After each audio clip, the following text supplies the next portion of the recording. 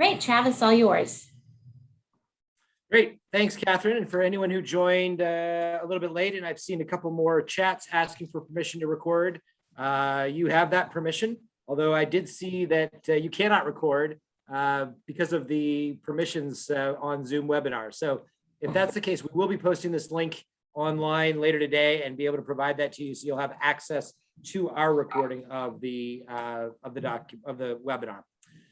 So thanks for everybody joining today. We've got a wide variety of folks on this webinar, including folks from the media, transportation professionals, people from interest groups. And so we're going to give a very broad overview of the bill, and I'm sure I'll hit some of what you're very interested in, but for others, you may want another deeper level of detail. So we'll be doing that over time.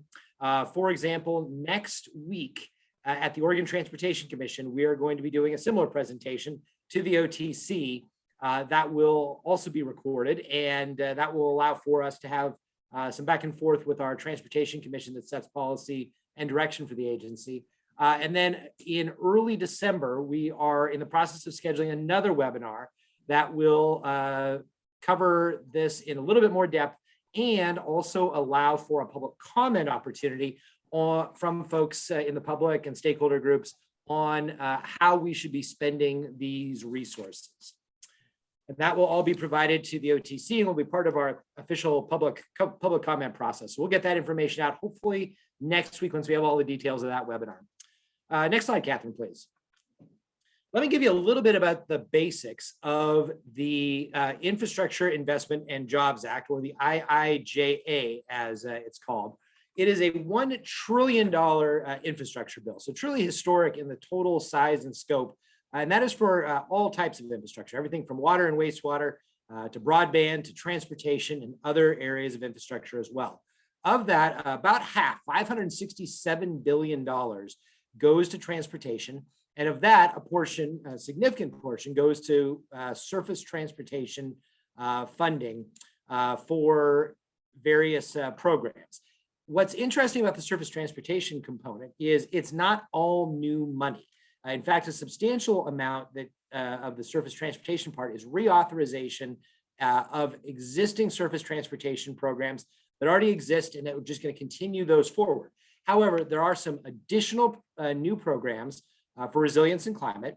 There's also some one-time special funding for bridges and electric vehicle charging, as well as additional funding for some of the existing programs.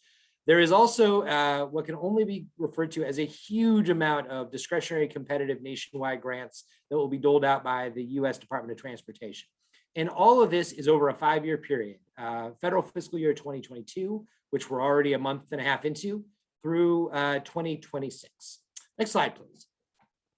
So let's start with talking about the discretionary grant opportunities that will flow from USDOT. I put a slide up of Secretary Mayor Pete Buttigieg because he's going to be our new best friend. He's got $100 billion that he's going to be able to dole out for competitive discretionary grant opportunities for all different types of transportation programs across the country, whether it's road, transit, rail, airports, ports, and other modes as well. So we are all going to be getting our grant writing pens out and spending a lot of time trying to bring additional money back to Oregon.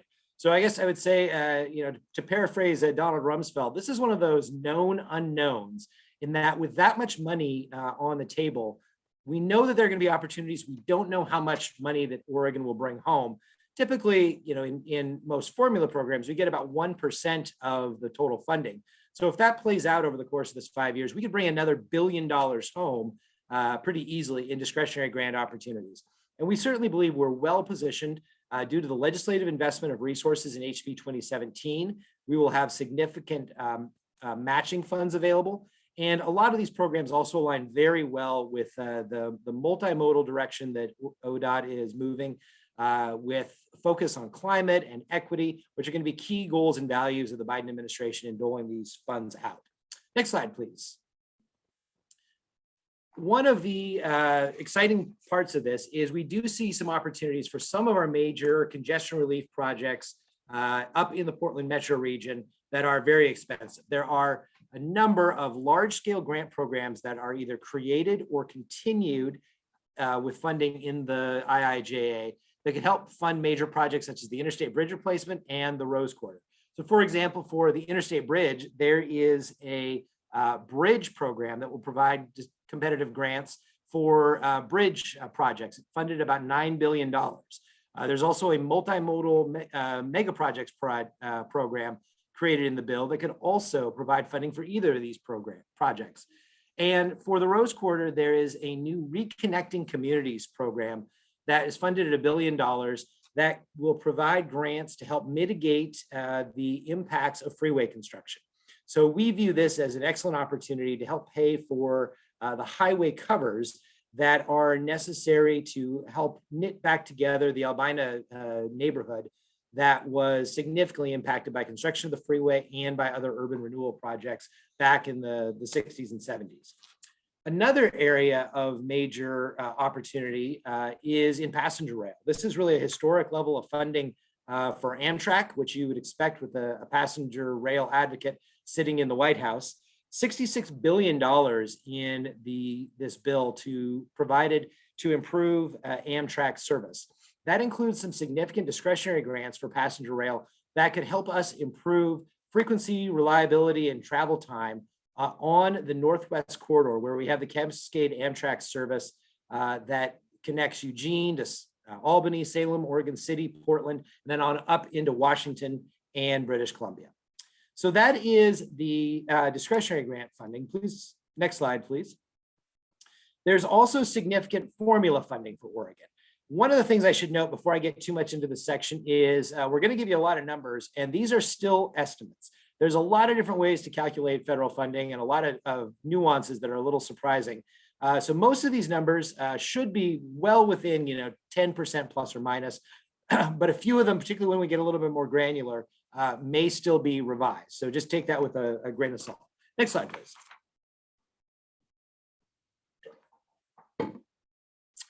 We've been talking a lot about over the last week about how there's $1.2 billion in additional formula funding under the Infrastructure Investment and Jobs Act for Oregon over the course of this 5 years. So our funding will go from about $3.3 billion that we would have expected if it had just been flat funded by Congress to about $4.5 billion, a substantial increase.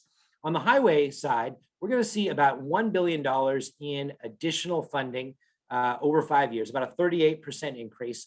And on the public transportation side, about $200 million in additional funding, a 35% increase. And neither of those figures factor in any of the discretionary grants that I just mentioned. Next slide, please. The funding ramps up very quickly. What we see here is that funding in FY21 on the highway side will jump up pretty significantly in this current federal fiscal year. Both some of the base programs that we've long received will receive more funding in those, but there's also those new programs that I'm going to talk about in a minute, and those special appropriations for bridges and electric vehicle charging stations. So all told, we're going to have about $150 million in additional money in the current federal fiscal year that we have to get out the door very quickly.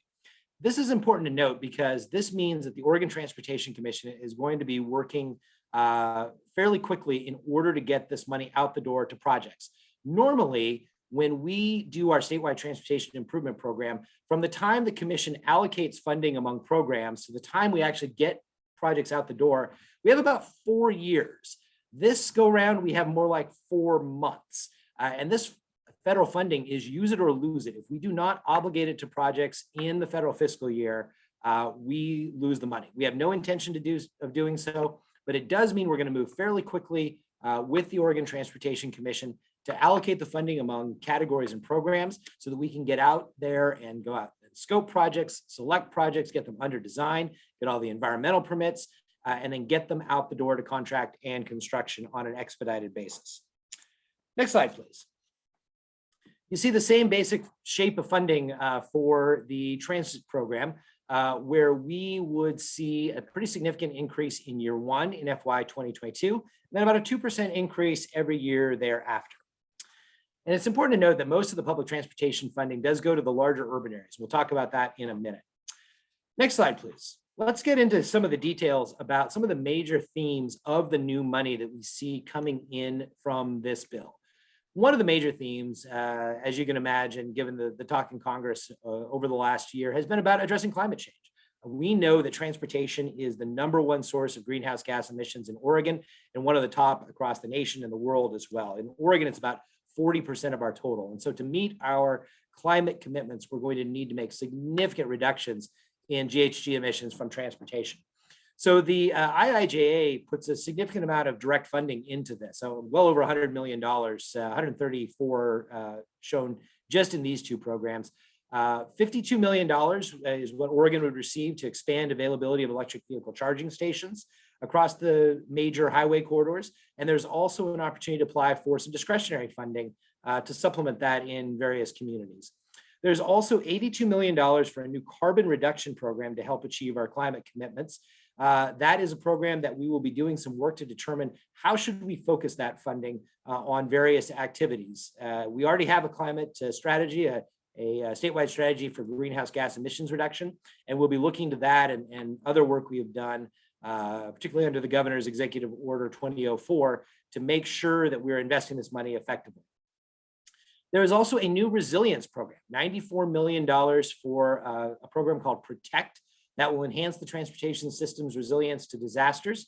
Those could include natural disasters like flooding or earthquakes or more human-caused disasters like climate change. So we would use this funding to ensure that our bridges are in good condition for Cascadia subduction zone earthquake, or that we have culverts that are right size for major rain events that we're seeing as the climate changes, or addressing landslides and other needs as well. The goal, of course, is to keep the transportation system open and functioning reasonably well in the immediate aftermath of a natural disaster, so that we're able to use that system to respond effectively and lead the economic recovery in the future. Next slide, please. So with bridges has been the single largest area of investment in this bill, and that is a good thing because we know that we have significant needs on the state's bridges. The majority of ODOT's bridges are over 50 years old, and that's about the age where you would be expecting them to be heading toward retirement. So with a huge number of bridges reaching the end of their normal lifespan, we're currently only investing about 1/3 of what we need to keep them in a state of good repair. We have something like 2,800 bridges on the state highway system, and we're currently replacing about 3 per year. That's a replacement cycle of about 900 years. And we certainly don't build bridges that are designed to last that long. So we're very grateful for this infusion of resources of about $250 million.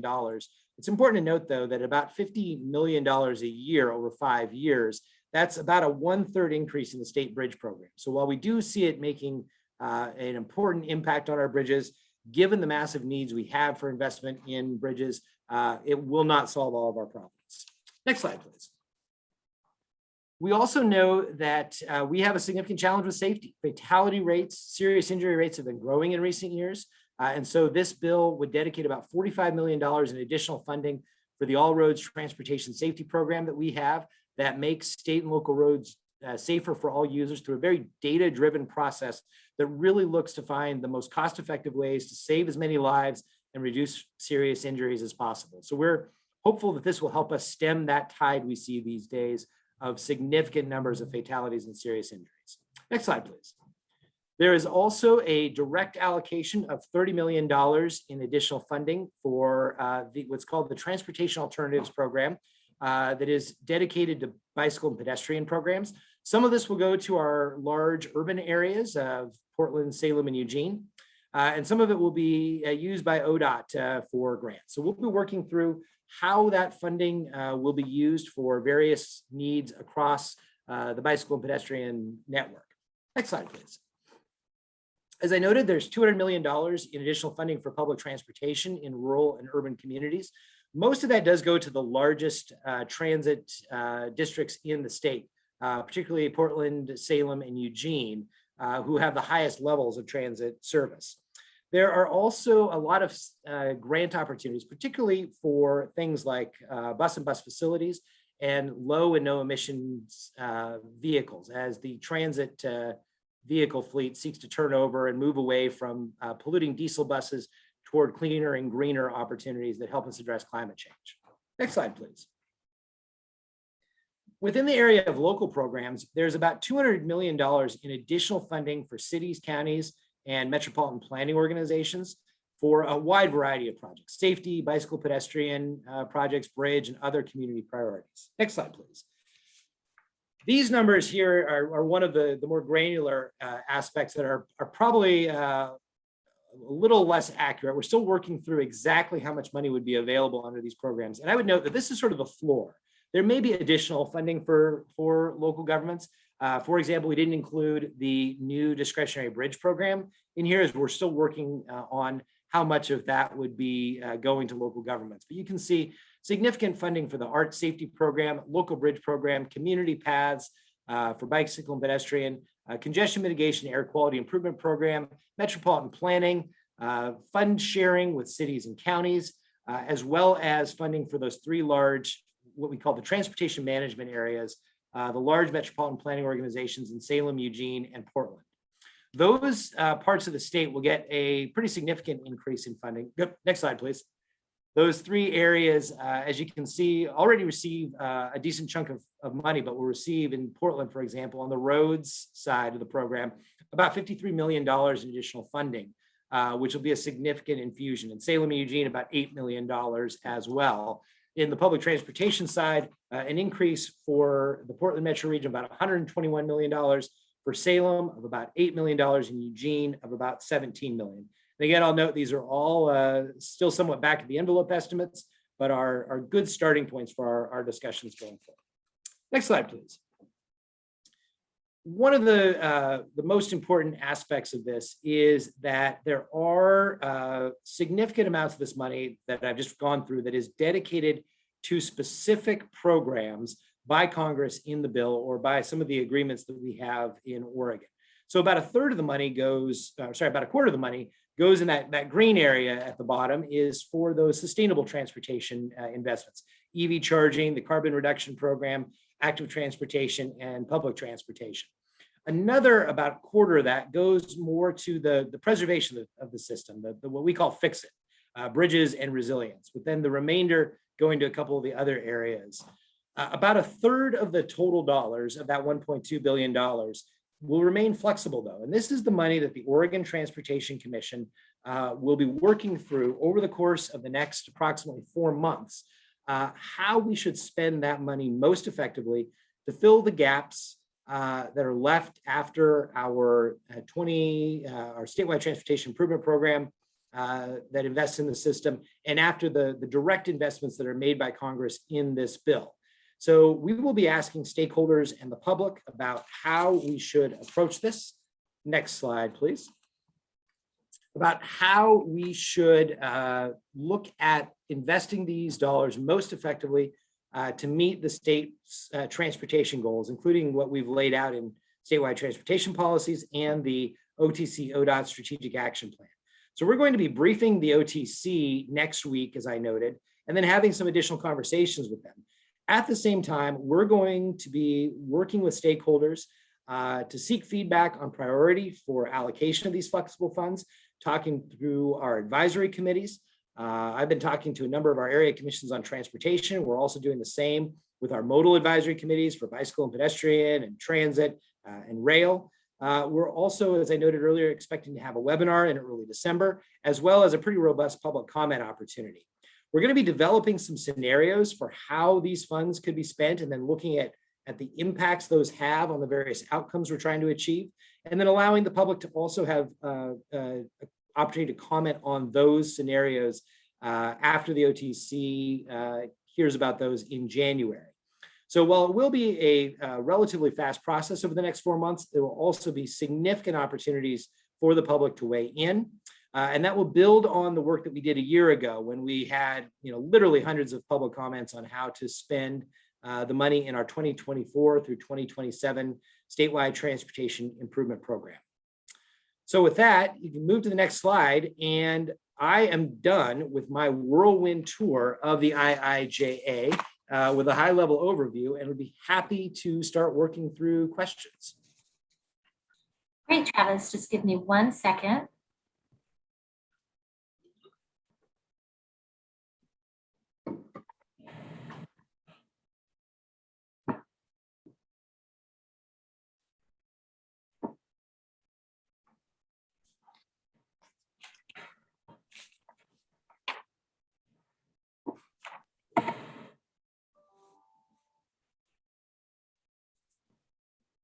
So first question from Eliza Murphy, how much money is earmarked for wildlife crossings plus funnel fencing? How is ODOT planning to address the needs of wildlife to move safely through the landscape? Good question. And I say that because I've got a list of the discretionary grants that are funded in the bill. And for some reason, that one I do not see on it. There is, in fact, a wildlife crossing discretionary competitive national grant program that would provide an opportunity to apply for those funds in Oregon and other states. But as I noted, I do not see the amount listed in this list. We'll try to get that number and provide that. ODOT has done a number of wildlife crossings, particularly in some of those areas on US 97, where we have a high number of wildlife strikes and a lot of people who get injured, as well as a significant number of wildlife. And so we're looking at putting additional wildlife crossings on some of those major corridors where we have those challenges. And this funding could be a good opportunity to do that. Thank you, Travis. The next question is from Isabella Garcia with the Portland Mercury. Given the possibility for discretionary grants funding RQIP covers, climate-focused projects, et cetera, is ODOT planning on not allocating the known $1.2 billion on these projects in the hopes of securing those grants? Is that at the Oregon Transportation Commission's discretion? Good question. And that will be really at the Oregon Transportation Commission's discretion as to how they use those $1.2 billion, really the $400 million in flexible funds will be their primary opportunity there. For some of those projects like the Rose Quarter, there is already a significant amount of money that's on the table thanks to HB 2017, the legislative funding package, which provided $500 to $700 million approximately in total bond and proceeds in cash for some of those urban mobility projects in the Portland metro region. So we think that we already have, for many of our projects, sufficient match funds to make them highly competitive for these federal grants. But that could be an opportunity to use some of the funding to make certain projects even more competitive at the federal level, because the feds love people who bring most of the money to the table, and all they have to do is provide the last dollar in to finish off the finance plan for a major project.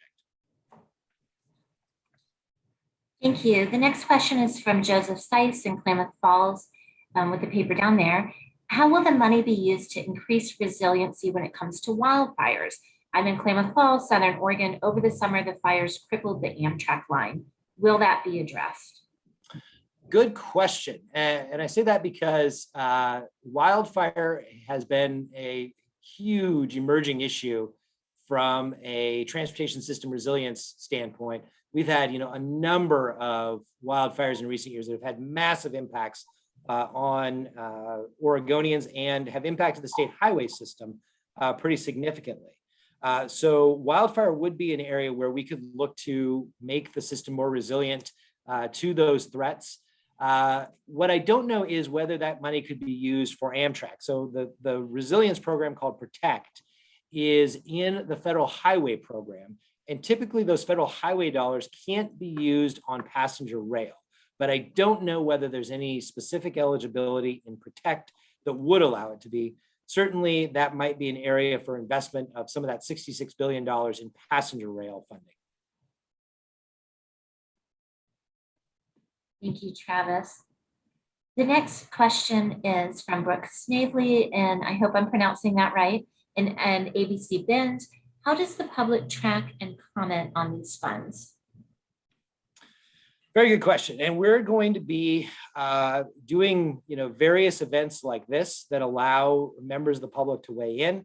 Again, I think it's going to be on December 6th or 7th. We expect to have a webinar, and we will be publicizing that fairly broadly through our email lists and other ways, letting the media know about that opportunity. And then what I would really recommend folks do is we have an email blast list or our Gov delivery system for the Statewide Transportation Improvement Program, or STIP. So anybody who's interested should absolutely get on that email list, or also get on the email list for the Oregon Transportation Commission, as they will be taking this up at each of their next 3 meetings and possibly beyond, so that if you get those notices, you'll be able to see what the OTC is taking up. And we'll be having a wide range of other groups weighing in as well. So I think you'll see about this and hear about this from ODOT in a lot of different forums, whether it's social media or our email blast or our public meetings that we have available. Thank you. So the next question, Travis, is from Rachel Monahan, and it's a 3-parter, mostly addressing climate. The first part is, will ODOT look at climate impact from mega projects? Is the agency interested in using these federal infrastructure dollars to reduce vehicle miles traveled, or will that be the metric for climate impact? Will it involve reducing idling and traffic? Mm-hmm. Yes, and we have created a new climate office within the last 2 years at ODOT that is going to be analyzing our use of these funds, just as they did for the last time we did the STIP a year ago, and working to determine how the agency's different options for spending these dollars really impact various outcomes we're trying to achieve, like climate or equity, state of good repair, congestion relief. There is a significant amount of this funding that will go directly into some of those sustainable transportation areas that will have a pretty significant impact positively on public or on climate through investments in public transportation and other areas. And then we also do look beyond the overall allocation of funding at individual projects and how we can ensure that individual projects minimize and mitigate their significant impact on GHG or on vehicle miles traveled. So we will be working through that both at the program-wide level and at the individual project level as well.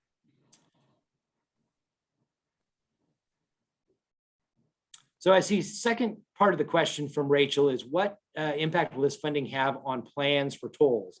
It's interesting. We're starting to hear that from folks these days, just in the last week, that, well, now that you have this money, you won't need a toll, right?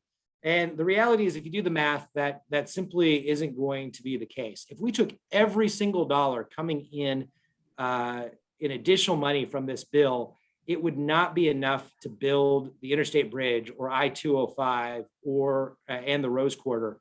And the reality is, we can't spend all that money on those projects. A lot of it is dedicated.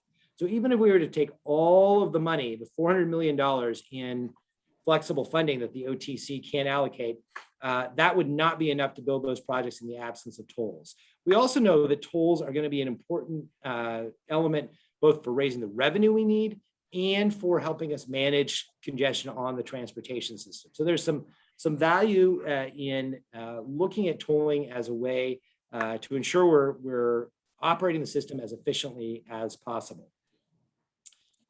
And then the last question from Rachel, when we have a sense of how much money from the bill is going to the Rose Quarter project and the Interstate Bridge, we do not have a minimum number as of now.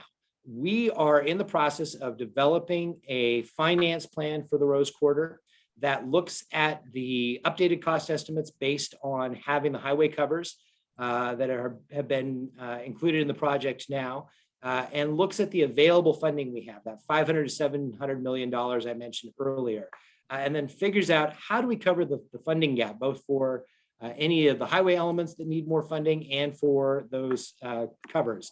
That is going to be due later this year to the OTC. And at that point, that will give them a sense of whether they wish to spend any of these dollars on the Rose Quarter. More likely, we're going to really pivot and focus on using some of those discretionary grant opportunities as a way to help close the funding gap on the Interstate Bridge and the Rose Quarter. So that will be a likely place that we'll look for significant funding for those two projects and for others as well, some of those major urban mobility projects up in the Portland metro region. Thank you, Travis. I'm going to turn host duties over to Sarah Kelber. I'll continue to be asking questions, but I'm having trouble with the recording function. So I want her to see if she can provide local access to recording. Again, we will be providing a recording later, but I know that a lot of media outlets have wanted to record themselves. So sorry for that technical difficulty. I'm going to go ahead and make Sarah host. And Sarah, if you can make sure that I am unmuted so I can continue with my line of questioning. And Travis, we had also gotten a question on, and I don't know that this was a media one. Again, if you're a member of the media, feel free to put a question in the chat and identify yourself and your outlet. There was another question in here on aviation and whether money would be dedicated through this funding to aviation. The answer is yes, but that's about as far as I can go, to be honest. We have been focused primarily on the surface transportation elements of roads and transit and rail. I would direct any of those questions to the Oregon Department of Aviation, as they are going to have a much better sense of what's in the bill. And I don't want to speculate or make something up that isn't accurate. Great. And just to note, we've put several resources in our chat. One of those is an infographic. There was a question on the infographic and whether those are annual amounts or totals for the 5 years. Yep, and those are totals for the 5 years. And we really are focused at the numbers we give you will be total additional funding over 5 years unless specified otherwise, as that seems to be the simplest way of laying out the numbers for the public. Great. And I don't think I got to this one earlier. If I did, just tell me next question, Catherine. Another question from Brooke at ABC. How does the public track and comment on these funds? So I would go back and note the opportunity to sign up for our email lists and be able to watch those public meetings of our various advisory committees and the OTC. And we'll be making sure we're pushing a lot of information out over the next several weeks and really next several months through all of those channels. I would imagine we'll also use social media and other media releases and things like that that will help ensure that the public has an opportunity to track all this and watch this very carefully.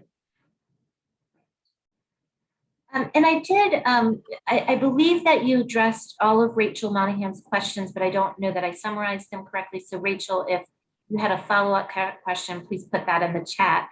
I am having a little bit of technical difficulties on my end, so I want to make sure that we address those. Another question. So I do see a question from Rachel that I can try to address. So she asked, are you committing to trying to reduce vehicle miles traveled as part of individual projects? We are going to be looking at, climate at the macro level of how we can use this funding to address climate across the totality. So whether that's at an individual project level, whether that's through various investments, we are more focused on the overall top line number, but certainly within various projects, we want to make sure that we're taking steps to make them sustainable. So I look at the interstate bridge and the opportunity to build really a world-class facility for biking across the Columbia River or walking across the Columbia River, replacing what is a scary and rickety old walkway today. And also extending high capacity transit into Vancouver. So we will continue to do analysis of individual project impacts on VMT, on climate change, on all of those various outcomes. And I don't know that that got to Rachel's question. I want to make sure she had a follow-up on VMTs as part of the project.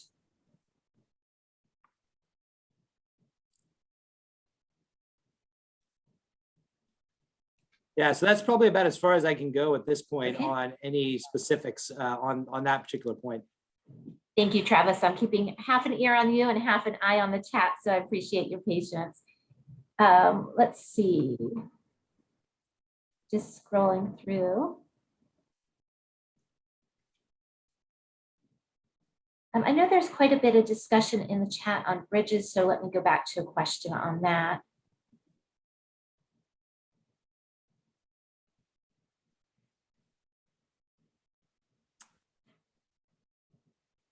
So here's one. The White House estimate was Oregon would receive $3.4 billion for federal highway aid apportioned programs and $268 million for bridge replacement. I'm assuming that was all pools of funding like cities and counties as well as ODOT. Is that correct?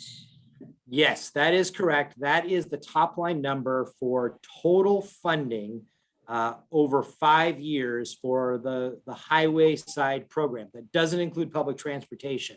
Within that 3.4 and $268 million is the $1 billion in additional highway funding for Oregon. And that covers all of the highway program funding, including the money that cities, counties, and metropolitan planning organizations will receive.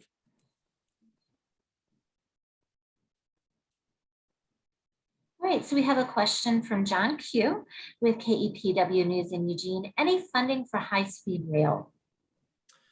There is $66 billion total for passenger rail, and some of that will be available for high-speed rail programs. I do not have in front of me the specific amounts. There is a federal state partnership for intercity passenger rail funded at $36 billion. And I believe at least some of that money will be specifically focused on high-speed rail. Now, when we talk about Amtrak, a lot of their money goes directly into the Northeast Corridor, which is their highest speed and highest ridership segment of the system. So I believe a significant amount of that is specifically earmarked for the Northeast Corridor. But we do see potential in this bill for investments in the Northwest Corridor that could increase speed and reliability.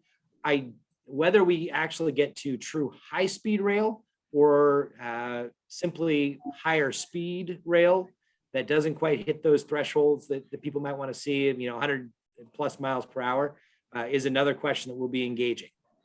As you can imagine, it gets pretty expensive to upgrade the system to get that level of speed when you have so many urban areas and towns that the rail system passes through.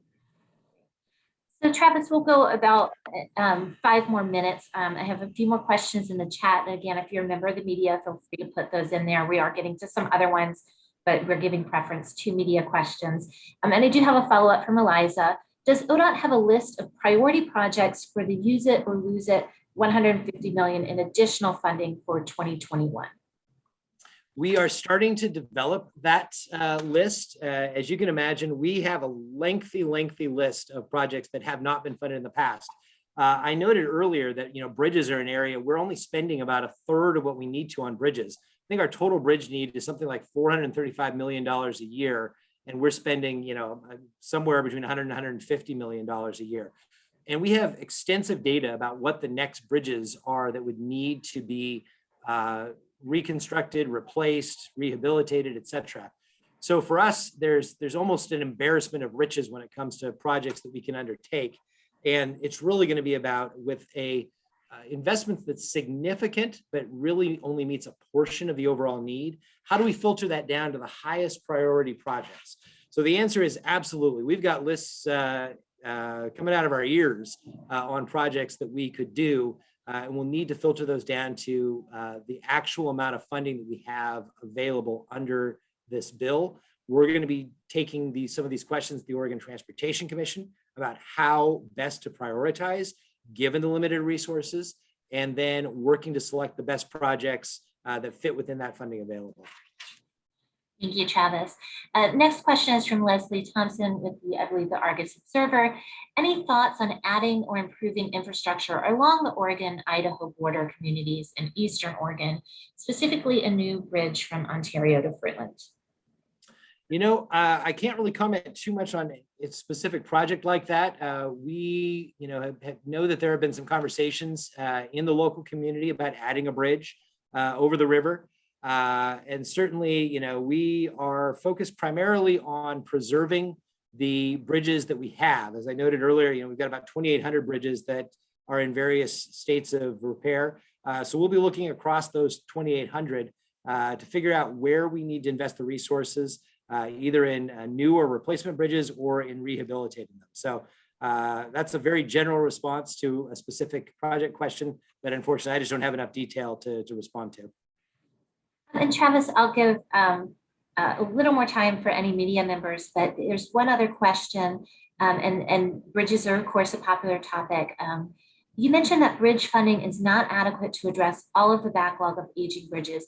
Is there an estimate of additional money required to address that backlog over the next 5 years? Yeah, we actually don't talk about bridges as much of a backlog in a sense, because our bridges are actually in pretty good condition. We have some of the best bridge conditions of any state in the nation, with most of our bridges in a state of good repair. What we see, though, is that every year we have bridges that come into a state of structural deficiency or become increasingly functionally obsolete, and we just simply can't get to them all. So what we see is that over time, we need somewhere around $435 million annually for bridges, and we have just a small fraction of that. So every year that delta builds up, and we would need a huge amount of money over time, really not just in a 5-year period, but really sustained over the next decades, because bridges age in sort of geologic time. We need funding not just in a single infusion, but really sustained over decades in order to meet the needs of bridges today that are aging out, and also those that 20 years from now will each reach the end of their natural life expectancy. Awesome. And we have, I think we'll wrap it up with one follow-up question from Rachel Monahan. What metrics can you share for which safety projects will be selected? Oh, and before we answer that, Travis, I do want to note on the bridge question you just answered, one of my colleagues put 2020 bridge condition report, a link to that in our chat. So back to the safety question, Travis. Yeah, so for our all roads transportation safety program, we look at fatalities and serious injuries across the system. We have 2 different types of projects that we generally fund. One are what we call hotspots, where we know that there is a specific location, maybe it's an intersection or a crossing or a corner, or something else that is specifically identified as a challenge. And we go in and work to figure out what's the best solution to that opportunity. We also have what we call systemic projects, where particularly on rural highways, you may know that a corridor has a relatively high accident fatality rate across the entirety of, say, 50 miles. And in those areas, we may be doing things like putting down rumble strips or curve warning signs so that people can see them coming, or straightening curves or widening clear areas along the highway so that people can correct rather than going off into a ditch really quickly. So in all those areas, we look at those fatalities and serious injuries, and how can we most cost effectively use those dollars to save lives and reduce injuries. And we have a very elaborate system that our engineering team has developed that creates a priority index system, and that we use those then to go and select the best countermeasure to address the safety challenge at that location. And we work too with cities and counties, as this money is really focused on the entirety of the transportation system, city roads, county roads, state roads, whether people are walking or biking or driving a car. So it really is a very comprehensive and very data-informed approach that really looks at how can we use the money most effectively to save lives and reduce those serious injuries. Awesome. Thank you, Travis. So Travis, again, thank you. I know this is just very much the beginning of the conversation in many ways, and we look forward to talking to our partners and many others in attendance today. Again, we will distribute a link to that recording later today. Apologize again for our difficulty letting you record, and we will be posting that link to the recording in our newsroom as well. Again, the infographic and some resources the chat had some resources, including that infographic. So hopefully you all were able to download that. Thank you again to all attendees, and have a great weekend. Thanks, everybody.